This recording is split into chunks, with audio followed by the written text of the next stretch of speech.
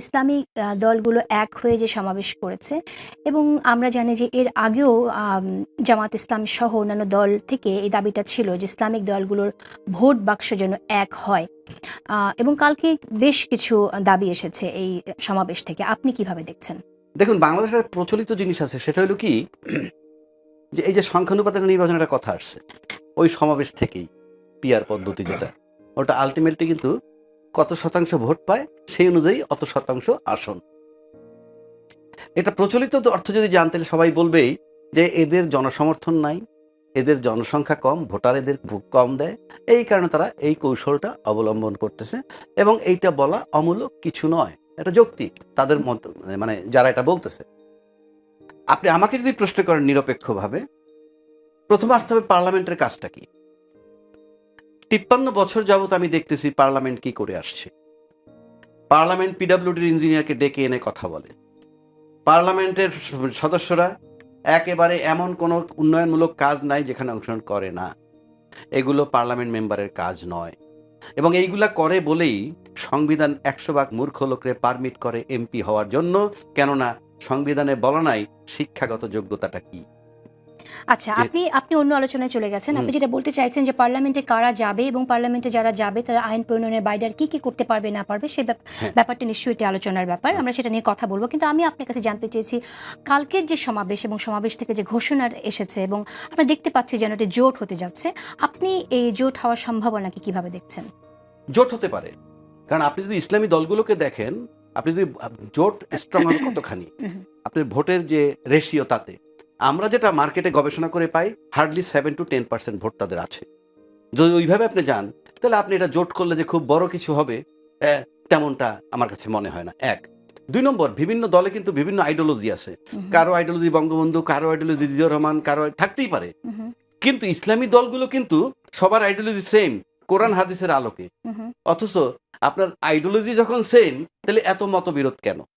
আপনারা তো ইউনাইটেড হতে পারছেন না। এবং এটা একটা বিরাট অন্তরায়, 1 নম্বর। 2 নম্বর, এই যে ইসলামী দলগুলো আমরা যেভাবে দেখে আসছি, তাতে আমরা ইসলামের কঠিন রূপটারই বেশি প্রকাশ পাই। বেশি কঠিন রূপটা প্রকাশ পাইলে কি হয়, মানুষের অনীহা তৈরি হয়। তা না হলে দেশের 90 ভাগ মুসলমান, আপনার সমর্থন এত কম কেন? 90 ভাগ তো মুসলমান, 92 ভাগ মুসলমান, তাহলে আপনার সমর্থন এত কম কেন?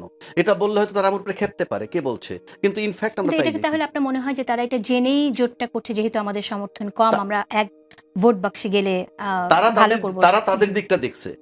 এবং আমি ব্যক্তিগতভাবে এটার যৌক্তিকতা পাই। কেন পাই? তারা কখনো ক্ষমতায় যাবে না, এটা আমি নিশ্চিত করে বলে দিচ্ছি। কিন্তু আপনি যখন পার্লামেন্টে আইন প্রণয়ন করবেন, তখন তো সব মতের লোক আপনার থাকা দরকার। আপনি যদি আইন করে ফেলবেন, আপনি দেখেন যদি 100 ভোট হয়, ইতিমধ্যে এই আলোচনাটা হইছে, 100 ভোটের মধ্যে যদি দুদুভাইদের ভোট 35টা বা 40টা আছে ফর এক্সাম্পল, বাকি 60-65টা কিন্তু তাদের বিরুদ্ধে। তাহলে 35-40টা ভোট নিয়ে আপনি 65% লোকের শাসন করবেন, এটা তো যৌক্তিক না। কারণ 65% লোকের তো মত, নানান মত আছে। আচ্ছা, আমরা এই প্রসঙ্গে আসবো, কারণ পিআর পদ্ধতিতে নিম্নকক্ষে আলোচনা আমার মনে হয় যে আমরা অনেক দূর পর্যন্ত আলোচনা দেখেছি, দলগুলো বসেছে এবং কথা হয়েছে।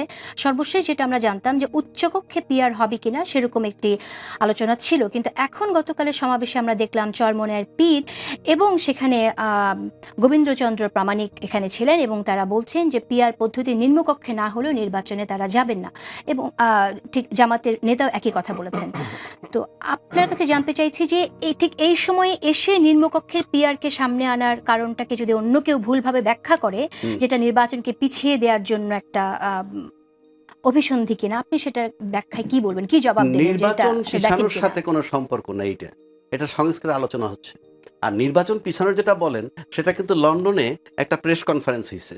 সেই প্রেস কনফারেন্সে কি বলছে, মধ্য ফেব্রুয়ারি ধরে নিছে বর্ডার লাইন, নির্বাচন হতে পারে মধ্য ফেব্রুয়ারিতে। কিন্তু প্রশ্ন হচ্ছে, তার আগে কিন্তু কিছু বিষয় দৃশ্যমান হতে হবে। তার ভিতরে জুলাই চার্টার, সংস্কার এবং বিচার, এগুলো একটা দৃশ্যমান অগ্রগতি দেখতে হবে। আচ্ছা, এখন এই দৃশ্যমান অগ্রগতি যদি আপনি দেখেন, আপনি তো ফেব্রুয়ারি পর্যন্ত ওয়েট করতে পারবেন না, আপনাকে তো নভেম্বরের তফসিল দিতে হবে। সুতরাং আপনি বড়জোর অগাস্ট সেপ্টেম্বরের মধ্যে এটা দৃশ্যমান হতে হবে। এটা গেল নাম্বার 1। নাম্বার 2, পাওয়ারের ব্যালেন্সে একটা কথা বলা হচ্ছে রাষ্ট্রপতি এবং প্রধানমন্ত্রীর। আপনি যদি শুধুমাত্র সংসদ সদস্যদের ভোটে প্রেসিডেন্ট বানান, হুম, ধরেন পাওয়ার ব্যালেন্স করা হইলো যে দুদুভাই প্রেসিডেন্ট, আমি প্রধানমন্ত্রী, আমরা একে অপরকে ছাড়া চলতে পারবো না, একজন আরেকজনের উপর নির্ভরশীল। কিন্তু সংসদ সদস্যদের ভোটে যদি রাষ্ট্রপতি হয়ে যায় এবং সংসদ সদস্যদের যারা সংসদে যারা মেজরিটি থাকবে, তাহলে তো প্রধানমন্ত্রী আর রাষ্ট্রপতির ভিতরে কোনো পার্থক্য নাই, যদি তার দলের প্রেসিডেন্টই আসে। সে কারণে ওরা চাচ্ছে ওই যে 70,000 মিনিমাম আচ্ছা ঠিক ইলেকট্রাল আছে, ভোট। আসবো আর এখানে। একটা কথা তাহলে বলি, আপনি 1 মিনিটে শেষ করে দিই। আপনি বাংলাদেশে একটা বিরাট নিদর্শন আছে যে পাওয়ারের ভারসাম্য থাকলে অবস্থাটা কি হয়, সেটা ইউনূস সাহেবের দিকে তাকায় দেখেন। রাষ্ট্রপতি আওয়ামী লীগের, আর ইউনূস সাহেব হলেন তথাকথিত একজন সিভিল সরকার। এইবার বুঝেন কি অবস্থার মধ্যে আচ্ছা, আমি দুইজন একটু আছে। এটা আমরা গোবিন্দচন্দ্র প্রামাণিককে যখন দেখলাম তখন আমার কাছে মনে পড়লো তিনি কদিন আগে বলেছিলেন যে বাংলাদেশে রন্ধ্রে রন্ধ্রে আহ, ধর্মান্ধদের প্রভাব আছে। ঠিক 2 দিন আগে এই কথাটি তিনি বলেছেন।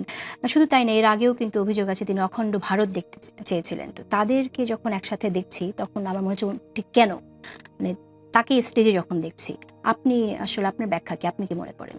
শুনুন, আমরা যে আলোচনাটা করতেছি তাতে একজন ইন্ডিভিজুয়াল, এমন একজন ইন্ডিভিজুয়ালকে নিয়ে আসছেন, সে কিন্তু নাইদার ইম্পর্টেন্ট ইন বাংলাদেশ নর very much acceptable in India. তাহলে এই প্ল্যাটফর্মে তাকে আনা হলো কেন? এই প্ল্যাটফর্মে আনা হলো যে আপনি একটা পরিস্থিতি তৈরি করেন। এটা অনেকটা, আমি এটাকে খুব ভালো নজরে দেখছি না। ধর্মান্ধ যদি আপনি বলেন, এটা পৃথিবীর বিভিন্ন দেশই আছে, এক এক দেশে ধর্মান্ধ এক এক রকমের।